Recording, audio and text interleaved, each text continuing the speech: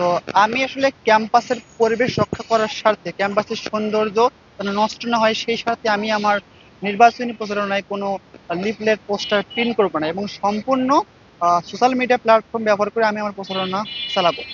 So আপনারা ইতিমধ্যেই জানেন যে ঢাকা বিশ্ববিদ্যালয়ের কেন্দ্রীয় সংসদে প্রায় 471 জন পদপ্রার্থী এবং আমার হলে প্রায় 75 জন পদপ্রার্থী।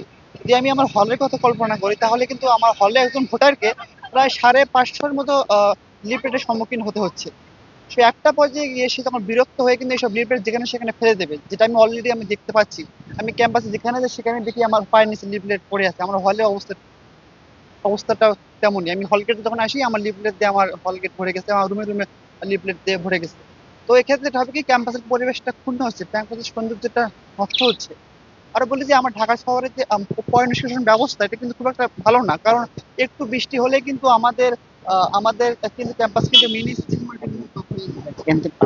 তো সেক্ষেত্রে যদি এইসব হিউস্টুডেন্ট যদি সব যদি পোস্টার ব্যানার যদি আমাদের ড্রেনে গিয়ে পৌঁছায় তাহলে কিন্তু পানিটা ভালোভাবে নিষ্কাশন হবে না। এর ফলে জলাবদ্ধতা সৃষ্টি হবে এবং কোনো কারণে যদি এসব যদি পেপার পোস্টার যদি ড্রেনে গিয়ে পৌঁছে এবং যদি কোনো অক্সিজেনের অভাবে যদি পচতে থাকে তাহলে কিন্তু মিথেন গ্যাস তৈরি হবে এবং মিথেন গ্যাস হচ্ছে কার্বন ডাই অক্সাইডের চাইতে প্রায় 25 থেকে 36 গুণ বেশি ক্ষতিকর, যা বৈশ্বিক মানে উষ্ণায়নের একটা বিরাট একটা মানে খারাপ ভূমিকা রাখবে।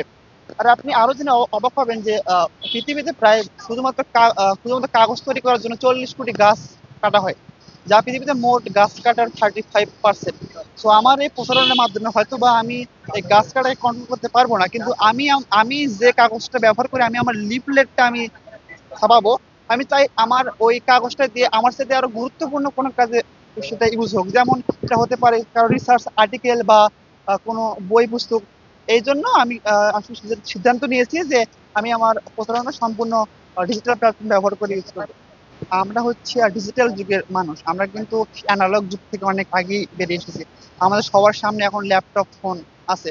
সো আপনি যদি মানে অ্যানালগ পদ্ধতি যদি কাউকে অ্যাপ্রোচ করেন সে কিন্তু এটার সাথে ডিজিটাল পদ্ধতিকে বেশি গ্রহণ করবে। আমার মনে হয় যারা লিফলেট দিচ্ছে আসলে লিফলেট কেউ আসলে দেখে না ওইভাবে। আমার মনে হয় ডিজিটাল ভাবে যদি কেউ সামনে যায় বা ডিজিটাল যেমন ফেসবুক বা ইনস্টাগ্রামে কোনো পোস্ট তারা কিন্তু আসলে ভালোভাবে সেগুলো লক্ষ্য করে। আমার মনে হয় যে আমি আমি আশা করি যে আমি ডিজিটাল পদ্ধতির মাধ্যমে আমি আমার ভোটার বা আমি আমার শুভাকাঙ্ক্ষীদের কাছে পৌঁছতে পারবো।